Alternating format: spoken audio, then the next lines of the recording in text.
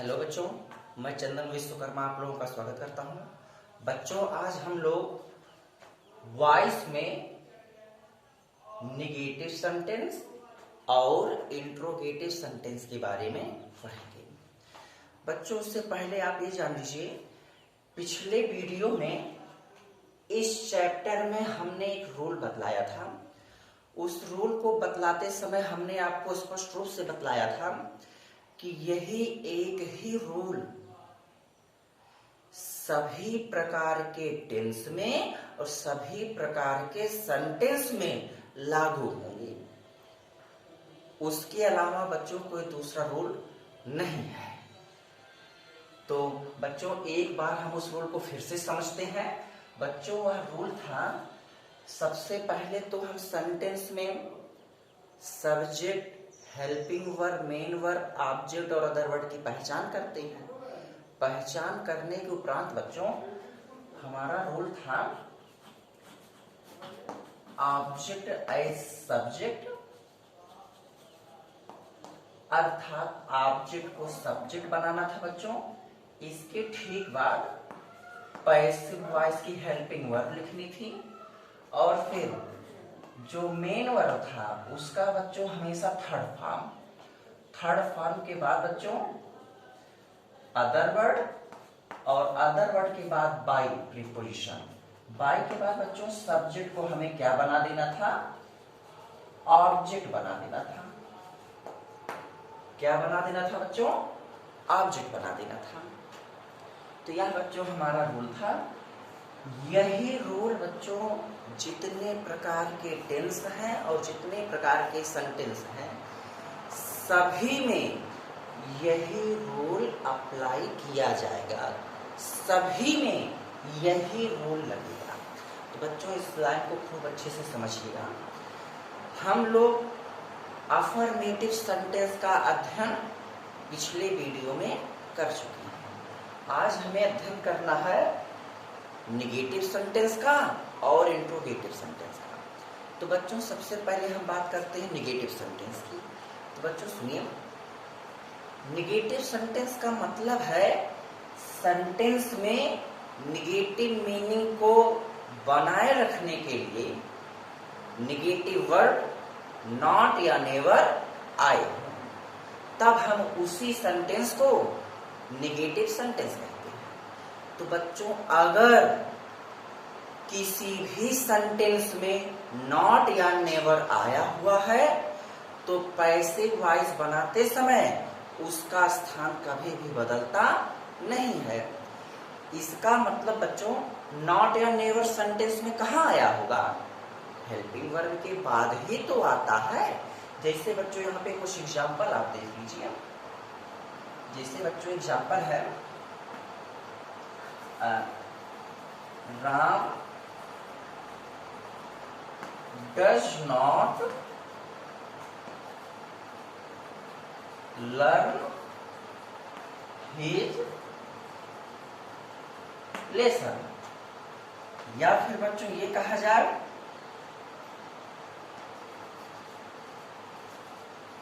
Gita is not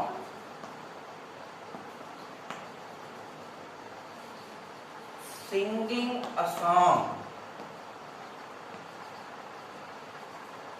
singing a song. या फिर बच्चों ये कहा जाए,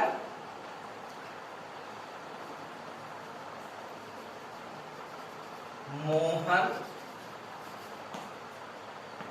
डिड नॉट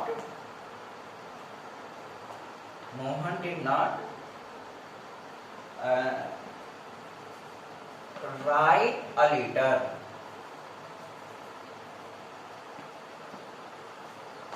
या फिर बच्चों ये कहा जाए, Shyam will not do it। Shyam will not do it। तो बच्चों आप देखिए, आपके सामने बोर्ड पर कुछ सेंटेंस लिए गए हैं। बच्चों, ये सेंटेंस एक ही टेंस की नहीं है, बल्कि अलग अलग टेंस से बिलोंग कर रहे हैं। और इस सेंटेंस में बच्चों निगेटिव मीनिंग को बनाए रखने के लिए नॉट या नेवर में से एक वर्ड आया हुआ है, नॉट। तो बच्चों आप देखिए नॉट कहां पे आया है? नॉट आया है इस सेंटेंस में डज के ठीक बाद। और डज क्या है बच्चों? Helping verb. इस सेंटेंस की बात करें बच्चों तो नॉट आया है इज के ठीक बाद। और इज क्या है? इज है हेल्पिंग वर्ब। तो इसका मतलब बच्चों नॉट हेल्पिंग वर्ब के ठीक बाद में आएगा। नॉट कहां पे आएगा बच्चों? हेल्पिंग वर्ब के ठीक बाद में आया हुआ रहेगा। तो उसे हम पैसिव वॉइस में चेंज कैसे करेंगे बच्चों? हम क्या करेंगे? सबसे पहले पहचान कर लेंगे। पहचान करने के बाद जो यह रूल आप लोगों ने पढ़ा इसी रूल में चेंज कर देंगे। हाँ, इसमें केवल एक नया वर्ड आया हुआ है, नॉट एंड नेवर। तो इसको हम कहां पे रखेंगे? पैसिव वॉइस की हेल्पिंग वर्ब के ठीक बाद, मतलब यहां पर रखेंगे बच्चों। कहां पर रखेंगे? पैसिव वॉइस में हेल्पिंग वर्ब के ठीक बाद।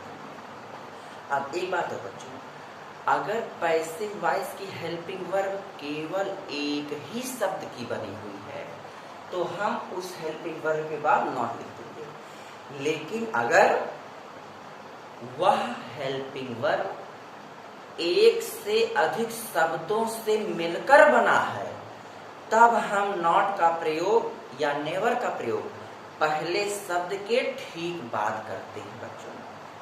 जैसे बच्चों प्रेजेंट कंटीन्यूअस टेंस की passive voice helping verb is being, am being, are being है। तो अगर नॉट आया हुआ रहेगा तो हम इज बीइंग के बाद नॉट नहीं लिखेंगे, हम पहले शब्द के ठीक बाद नॉट लिखेंगे।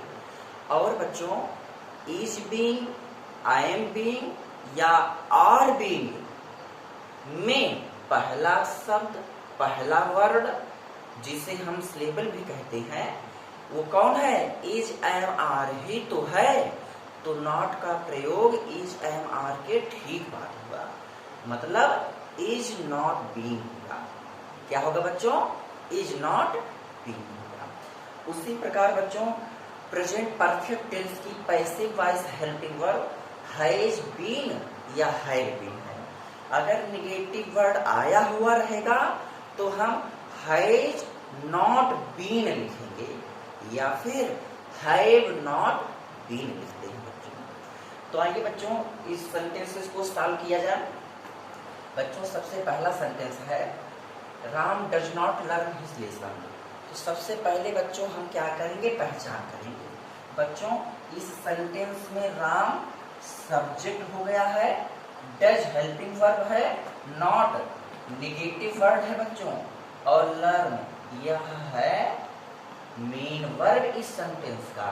और फिर बच्चों हिज लेसन, ये बच्चों क्या है? ये है ऑब्जेक्ट। क्या है बच्चों? ऑब्जेक्ट। और इस सेंटेंस में अदर वर्ड बच्चों आया हुआ नहीं, अदर वर्ड बच्चों वहां पर आया हुआ नहीं है। तो अब इसे सॉल्व करेंगे बच्चों। तो बिल्कुल यही रूल, इस रूल के अकॉर्डिंग बच्चों क्या कह रहा है? ऑब्जेक्ट को सबसे पहले लिख करके क्या बनाना? हमें सब्जेक्ट बनाना है। तो बच्चों इस सेंटेंस में ऑब्जेक्ट है कौन? His lesson.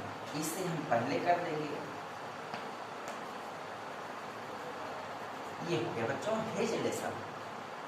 अब टेंस पहचान कर उसी टेंस की पैसिव वॉइस हेल्पिंग वर्ब लिखेंगे। बच्चों यहाँ पर डज आया है, डज तो केवल प्रेजेंट इंडेफिनिट टेंस में आता है। इसका मतलब यह दिया गया सेंटेंस प्रेजेंट इंडेफिनिट टेंस में है। तो बच्चों प्रेजेंट इंडेफिनिट टेंस की passive voice helping verb is, am, are में से एक होगा। इसके नंबर के अकॉर्डिंग बच्चों जब ये कोई नाउन पॉसेसिव केस और नाउन से मिलकर बना होता है तब वर्ब पॉसेसिव केस के अकॉर्डिंग नहीं लगता बल्कि इस नाउन के अकॉर्डिंग यूज किया जाता है। तो यहाँ पर बच्चों ये पॉसेसिव केस कुछ भी सिंगुलर या प्लूरल में आ सकता है, लेकिन इसके अकॉर्डिंग नहीं, हम इस नाउन के अकॉर्डिंग लिखेंगे। तो बच्चों लेसन तो सिंगुलर है, सिंगुलर होने के कारण इज एम आर में से हम क्या लिखेंगे, इज। ये हो गया बच्चों। अब इसके ठीक बाद नेगेटिव वर्ड लिखेंगे, नॉट। क्या हो जाएगा बच्चों, ये हो गया नॉट। फिर मेन वर्ब की third form, main verb learn है, इसका थर्ड फॉर्म होता है बच्चों लर्न। और लर्न के बाद अदर वर्ड, अदर वर्ड तो बच्चों आया नहीं है। फिर बाय, फिर क्या लिखेंगे बच्चों, बाय। और बाय के बाद सब्जेक्ट को आगे बना देंगे। तो बच्चों सब्जेक्ट कौन है, राम। तो उसमें हम क्या करेंगे, यहाँ पर ऑब्जेक्ट बना देंगे। तो ये बच्चों हमारा सेंटेंस कंप्लीट हुआ। Ram does not learn his lesson का पैसिव वॉइस होगा बच्चों, his lesson is not learn by Ram. ठीक है बच्चों, चलिए दूसरे सेंटेंस की तरफ चला जाए। बच्चों नेक्स्ट एग्जाम्पल है, Geeta is not singing a song. बच्चों जिस प्रकार से हमने इस सेंटेंस में आए हुए सभी शब्दों की पहचान किया था, उसी प्रकार हम इस सेंटेंस में भी आए हुए सभी शब्दों की पहचान करेंगे। तो बच्चों गीता यहाँ पर क्या है, subject, is helping verb, not बच्चों है नेगेटिव वर्ड, और सिंगिंग है बच्चों मेन वर्ब। फिर अ सॉन्ग है ऑब्जेक्ट, क्या है ऑब्जेक्ट। तो सबसे पहले हम ऑब्जेक्ट को सबसे पहले लिखकर क्या बना देंगे, सब्जेक्ट। फिर बच्चों टेंस पहचानिए, इज एम आर में से कोई एक और मेन वर्ब में आईएनजी फॉर्म। बच्चों यह तो प्रेजेंट कॉन्टिन्यूअस टेंस है, तो प्रेजेंट कॉन्टिन्यूअस टेंस की passive voice helping verb is being या आई एम बीइंग या आर बीइंग में से कोई एक होगा इस सब्जेक्ट के नंबर के अकॉर्डिंग। तो बच्चों ये क्या है, आसान सिंगुलर है, तो सिंगुलर होने के कारण is being, I am being या आर बीइंग में से इज बीइंग लिखा जाएगा। और नॉट का प्रयोग इज के ठीक बाद, मतलब इज नॉट बीइंग लिखा जाएगा। क्या हो जाएगा बच्चों, इज नॉट बीइंग। उसके बाद बच्चों मेन वर्ब की थर्ड फॉर्म, मेन वर्ब है सिंगिंग, इसका थर्ड फॉर्म होता है बच्चों संग। तो यहाँ पर क्या हो जाएगा, संग। फिर बच्चों इस रूल के according other word, other word तो आया नहीं है, फिर हम बाय लिखेंगे। तो यहाँ पर क्या हो जाएगा बच्चों, बाय। और बाय के बाद सब्जेक्ट को लिखकर हम क्या बनाएंगे बच्चों, ऑब्जेक्ट। तो सब्जेक्ट बच्चों इस सेंटेंस में कौन है, गीता है। इस सेंटेंस में बच्चों सब्जेक्ट कौन है, गीता। इसी सब्जेक्ट को हम बाय के बाद लिख देंगे, तो हो जाएगा बच्चों यहाँ पर गीता। तो ये बच्चों हो जाएगा इस सेंटेंस का पैसिव वॉइस। तो बच्चों क्वेश्चन है, Geeta is not singing a song, इसका पैसिव वॉइस होगा a song is not being sung by Geeta. ठीक है बच्चों, चलिए ठीक है, अगले एग्जाम्पल की तरफ बच्चों चलें। बच्चों अगला एग्जाम्पल है, Mohan did not write a letter. पहचान करोगे बच्चों, Mohan subject, did helping verb, not negative verb, write main verb, और अ लेटर ऑब्जेक्ट। तो बच्चों ऑब्जेक्ट को हम सबसे पहले लिखेंगे, ऑब्जेक्ट है अ लेटर। टेंस इससे हम निर्धारित करेंगे, डिड तो पास्ट इंडेफिनिट टेंस की हेल्पिंग वर्ब है, इसका मतलब यह दिया गया सेंटेंस पास्ट इंडेफिनिट टेंस में है। तो पास्ट इंडेफिनिट टेंस की पैसिव वॉइस हेल्पिंग वर्ब बच्चों वाज या वर होता है। तो अ लेटर तो सिंगुलर है, सिंगुलर होने के कारण वाज या वर में से हम क्या लिखेंगे बच्चों, वाज लिखेंगे। तो यहाँ पर हो जाएगा वाज। फिर नॉट, और नॉट के बाद बच्चों वर्ब की थर्ड फॉर्म, वर्ब है राइट, राइट का थर्ड फॉर्म है रिटन। उसके बाद अदर वर्ड तो आया नहीं, फिर बच्चों बाय, और बाय के बाद सब्जेक्ट को ऑब्जेक्ट बना देंगे। बच्चों सब्जेक्ट है मोहन, मोहन, बाई के बाद हम लिख देंगे मोहन। तो ये हो गया बेटा, Mohan did not write a letter, इसका पैसे वाइस होगा a letter was not written by Mohan, a letter was not written by Mohan. ठीक है बच्चों, चलिए अगला सेंटेंस देखा जाए।